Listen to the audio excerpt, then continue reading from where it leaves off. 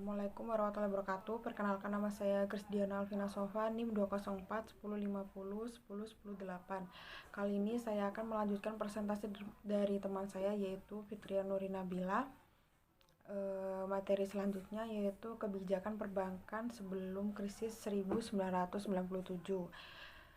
Inti dari deregulasi perbankan itu adalah liberalisasi perbankan Indonesia yang kemudian ditandai dengan berdirinya bank-bank baru. Deregulasi dan penerapan kebijakan lain di Indonesia sejak tahun 1983 tersebut sampai menjelang krisis ekonomi dan moneter mulai tahun 1997 yang terkait dengan sektor moneter dan real telah menyebabkan sektor perbankan mempunyai kemampuan untuk meningkatkan kinerja ekonomi makro di Indonesia. Mobilisasi dana melalui perbankan menjadi lebih besar dan peran serta perbankan menjadi lebih besar dalam menunjang sektor real melalui peningkatan sektor produksi barang dan jasa. Perkembangan perbankan yang sangat pesat setelah masa deregulasi ternyata tidak berlangsung cukup lama untuk mengangkat tingkat kesejahteraan Indonesia agar setara dengan negara-negara lain di Asia Tenggara. Kondisi ini menunjukkan adanya depresiasi nilai tukar rupiah yang terjadi mencapai 80%. Gejolak nilai tukar telah menimbulkan berbagai kesulitan ekonomi. Pada pertengahan tahun 1997, kegiatan ekonomi mengalami kontraksi besar 12% per tahun sebagai akibat banyaknya perusahaan mengurangi aktivitas atau menghentikan produksinya. Laju inflasi juga melambung tinggi mencapai 69,1% dalam periode Januari-Agustus 1997. Krisis ekonomi yang pada awalnya hanya dipandang sebagai krisis moneter ini banyak menyebabkan perubahan dalam kondisi perbankan di Indonesia.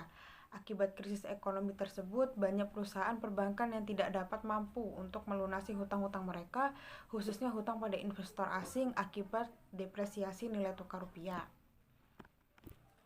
Tidak mampu untuk melunasi hutang tersebut nampak pada kolom liabilitas yang dominan karena meningkatnya kewajiban akibat kurs yang semakin tinggi. Krisis juga menyebabkan aset non-performing semakin meningkat akibat banyaknya para debitur yang gagal melunasi hutangnya pada bank.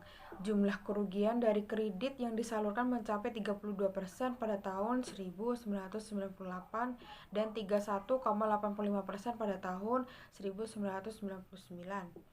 Pada masa krisis tersebut, perbandingan aset non-performing terhadap total aset mencapai 23,8% di bulan Mei 1998, yang jauh di atas batas maksimal 10%.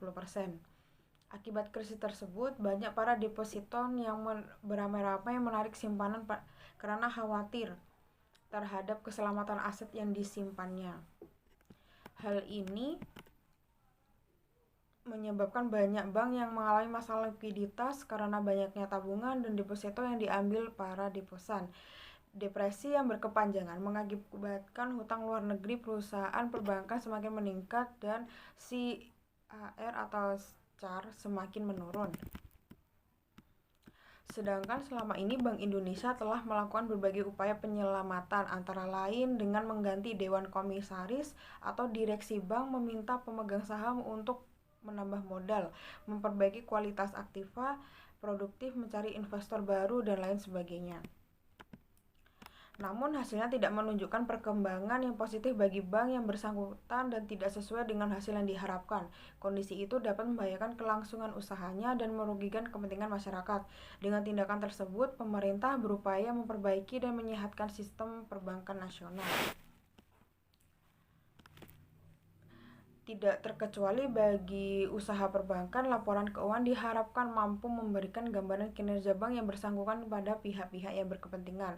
Ukuran kinerja yang sering digunakan yaitu rasio keuangan. Analisis dan penafsiran rasio keuangan akan memberikan pemahaman yang lebih baik terhadap prestasi dan kondisi keuangan daripada hanya analisa terhadap laporan keuangan saja. Penilaian kinerja perbankan secara khusus telah diatur oleh Bank Indonesia. Penilaian kinerja perbankan pada umumnya didasarkan pada aspek-aspek yang mempengaruhi perbankan suatu bank.